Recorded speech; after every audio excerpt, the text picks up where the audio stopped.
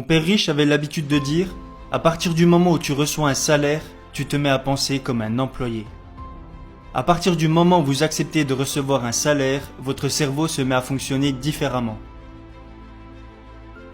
Et c'est ça le piège. Les entrepreneurs travaillent gratuitement.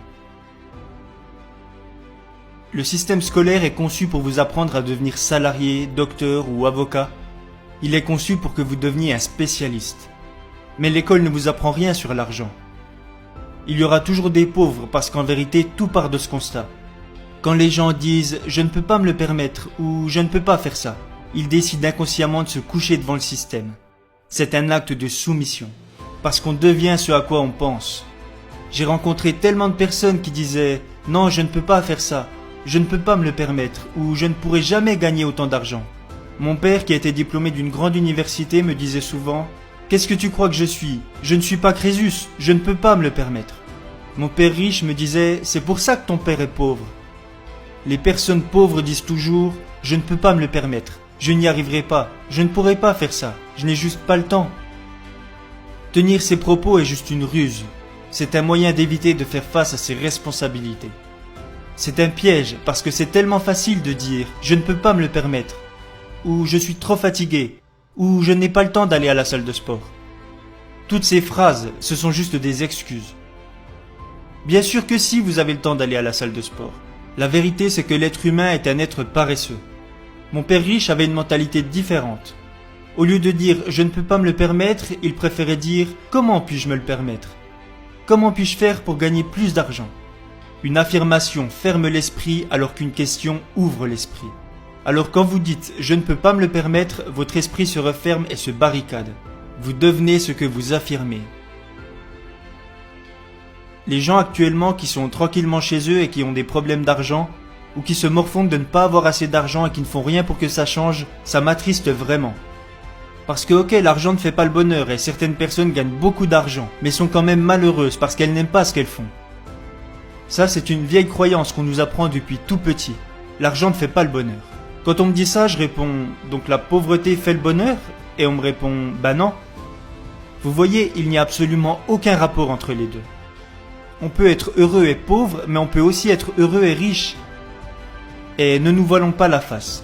Le gars qui galère à payer ses factures chaque mois et qui a découvert le 10 du mois, a-t-il plus de chances d'être heureux que le gars qui a vendu sa société et qui voyage à travers le monde à la découverte de nouvelles plages ? Permettez-moi d'en douter. On vous a probablement appris à l'école à vous trouver un travail et à travailler dur, sinon vous ne serez jamais riche. Et on vous a sans doute dit que les riches sont méchants et tout ce genre de trucs. Vous savez, la pauvreté c'est comme un héritage familial, elle se transmet. Tant que vous ne changerez pas votre état d'esprit, l'argent ne viendra jamais à vous. C'est ce que l'on voit avec les gens qui gagnent à la loterie, ou avec les gens qui héritent soudainement d'une grosse somme d'argent d'un oncle qu'ils n'ont jamais vu de leur vie. Peu importe leur situation, ils auront toujours les mêmes problèmes. Parce que même si certaines personnes arrivent à avoir subitement plus d'argent, il n'en demeure pas moins que leur mindset sera toujours calibré sur la façon de penser des pauvres. Si vous êtes pauvre, vous serez toujours pauvre. La seule façon de changer est de changer la fréquence de votre état d'esprit. C'est très dur pour les gens de comprendre que si vous gardez le même mindset, l'argent disparaîtra aussi vite qu'il est arrivé. C'est ce qui se passe avec beaucoup de sportifs de haut niveau. Ils gagnent des millions de dollars pendant leur carrière et une étude a montré récemment que 65% d'entre eux sont ruinés dans les 5 ans qui suivent la fin de leur carrière. Ça arrive parce que la plupart viennent de familles pauvres. C'est quelque chose d'assez effrayant, n'est-ce pas ? Si vous ne voulez pas comprendre ça, alors je ne peux pas vous aider. Vous savez, j'ai connu énormément de malchance tout au cours de ma vie.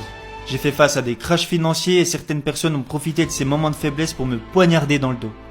Mais tous ces moments durs sont devenus avec le temps des bons moments parce qu'ils m'ont permis de grandir et d'acquérir de l'expérience.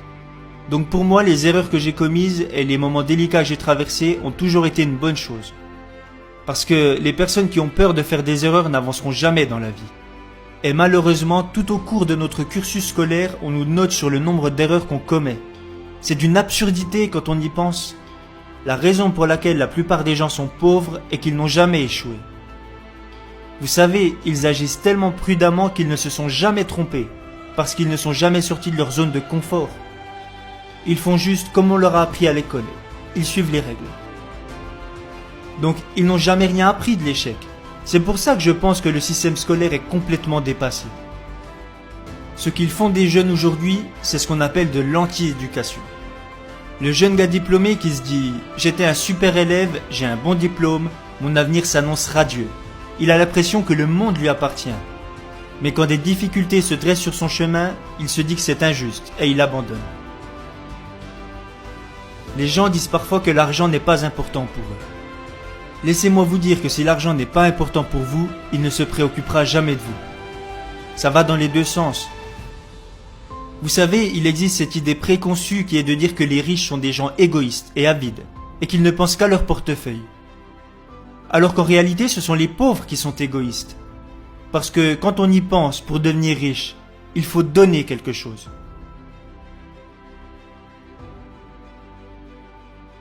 J'ai vendu tout type de produits et j'ai investi massivement dans l'immobilier. Mais ce que j'ai aussi fait à travers tout ça, c'est créer des emplois pour permettre à des gens de vivre et de nourrir leur famille. C'est pour ça que je suis riche aujourd'hui. Les personnes égoïstes ne produisent rien. Einstein disait que l'imagination est plus importante que la connaissance. Mais la connaissance permet d'avoir plus d'imagination. Je pense que ce qui manque à la plupart des gens, c'est d'avoir de vraies connaissances du monde des affaires. Comme comment tenir une comptabilité, avoir des connaissances sur la fiscalité, sur les taxes, sur le marketing. Il vous faut savoir tout ça pour réussir, et malheureusement vous n'apprenez rien de tout ça à l'école. La plupart des professeurs n'ont pas ou peu de déontologie éducative. Ils enseignent des sujets qu'ils ne pratiquent pas eux-mêmes. Moi, j'appelle ça des usurpateurs. Un usurpateur est quelqu'un qui a juste besoin d'un job. Il vous enseigne comment, en cirant les pompes de votre boss, vous pourrez gravir les échelons. Mais ils ne connaissent pas vraiment ce qu'ils enseignent. Dans la vie, l'une des choses que je conseille aux gens, c'est de savoir identifier les vrais professeurs et les usurpateurs. Elon Musk a dit un jour qu'un dealer de quartier a plus de connaissances sur la façon de gérer un business qu'un professeur d'école de commerce. Un faux professeur est quelqu'un qui ne pratique pas ce qu'il enseigne. Il y a des professeurs qui enseignent le business dans les grandes écoles de commerce, mais qui n'ont jamais créé un seul business. Un vrai professeur est quelqu'un qui fait ce qu'il enseigne chaque jour. C'est pour ça que notre système éducatif a créé des étudiants qui sont faibles. Les gens me demandent souvent « Pourquoi est-ce que tu ne donnes jamais d'argent aux pauvres ?» Le problème, si je me mets à donner de l'argent aux pauvres, c'est que ça créera encore plus de pauvres. Donnez à un homme un poisson et il pourra se nourrir un jour. Apprenez-lui à pêcher et il se nourrira toute sa vie. Si vous donnez un poisson à un homme, beaucoup de gens viendront vers vous pour vous demander à leur tour un poisson. Alors que si vous leur apprenez à pêcher, ils deviendront les maîtres de leur propre destin. Et la réalité, c'est que si nous ne brisons jamais nos habitudes, nous ne pouvons pas changer. Mais l'école ne nous apprend pas ça. L'école nous apprend l'opposé de tout ça. Comme je l'ai déjà dit, le système scolaire ne nous apprend pas à perdre. Ce que j'ai l'habitude de dire aux jeunes qui viennent me demander des conseils, c'est de construire leur propre jeu afin d'être soumis à leurs propres règles. Parce que si vous faites la même chose que tout le monde en suivant les mêmes règles que tout le monde, comment pouvez-vous espérer avoir des résultats différents ? Donc mes deux principales sources de revenus sont numéro 1, les business et numéro 2, l'immobilier. Je pense que le business et l'immobilier sont le combo ultime pour s'enrichir. Ce que je vous dis vous donne un avantage certain sur les employés, parce qu'eux ne savent pas comment faire pour gagner plus d'argent. Vous savez, beaucoup de personnes préfèrent rester gentiment là, à attendre et à regarder le temps passer, plutôt que de créer leur propre business. Si je pouvais avoir un téléphone magique qui me permettrait de parler au jeune homme que j'étais à 20 ans, je pense que je lui dirais « Profite pleinement de la vie et n'aie jamais peur de prendre des risques ». En réalité, tout ce que j'ai fait au cours de ma vie n'a jamais vraiment eu de sens. J'ai quitté un job où j'étais payé 120 000 $ par an à travailler dans un bureau pour partir me battre au Vietnam et gagner 200 $ par mois. J'aurais pu mourir là-bas et ne jamais revenir. Vous voyez, ça n'avait aucun sens. Mais je peux vous assurer que c'était la meilleure décision que je pouvais prendre à l'époque. Malheureusement, ce que font la plupart des jeunes, c'est qu'ils laissent leurs parents dicter leur vie au lieu de suivre leur propre instinct. Et ils les écoutent parce qu'ils ont peur d'échouer. Alors qu'en réalité, l'échec fait partie intégrante du succès. Si vous regardez par exemple quelqu'un comme Thomas Edison, il a échoué des milliers de fois avant de réussir à créer l'ampoule à oxygène.